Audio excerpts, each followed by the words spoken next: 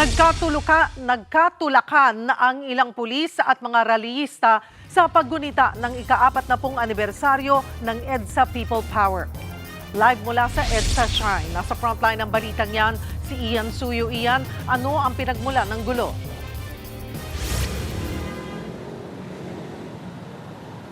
Cheryl, tama ka dyan. Nagkaroon ng matinding girian sa pagitan ng mga militanteng grupo, mga rallyista, pati na rin yung mga kapulisan sa ika-40th anniversary ng People Power 1. Yan ay matapos ngang hindi payagan ng mga tauhan ng PNP ang mga rallyista na magsagawa ng programa at dalhin yung kanilang truck sa isang bahagi ng southbound sa EDSA.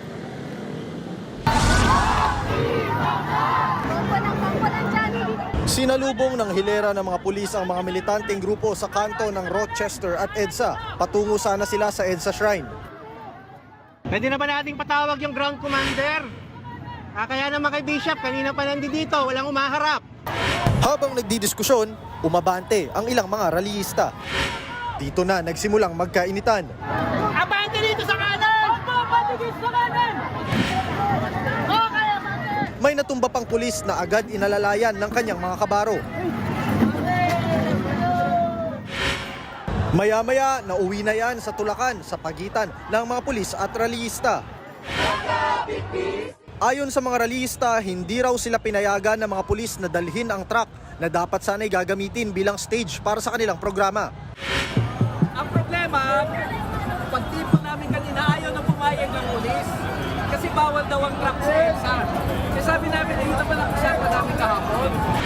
Sa huli, kinumpiska ng MMDA at pulis ang susi ng truck at sa EDSA Shrine na lang nagtipon-tipon ang mga rallyista. Sa mismong shrine, nakapagdaos ng programa ang mga militanteng grupo. Pero kapansin-pansin, ang dami ng mga pulis na nakapalibot at nakabarikada.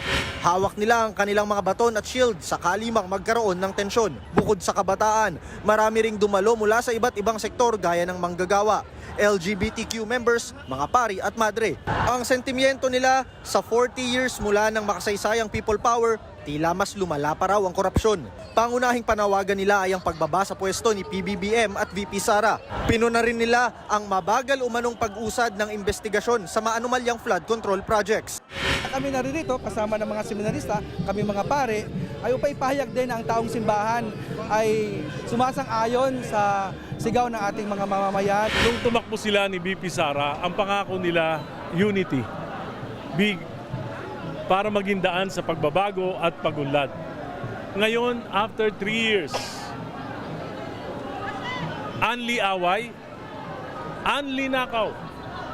At ang epekto nito, lalong nagdurusa sa kahirapan yung mga kababayan natin.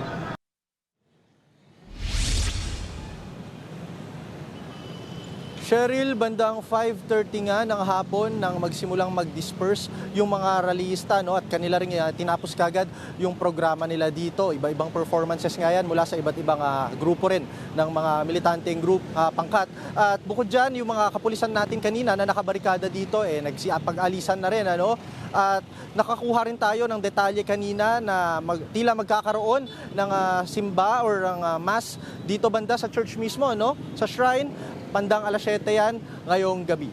At yung daloy ng trapiko rin ay binuksan na sa publiko yung bandang northbound nitong EDSA Ortigas na kanina nga naharangan ng mga militanteng grupo.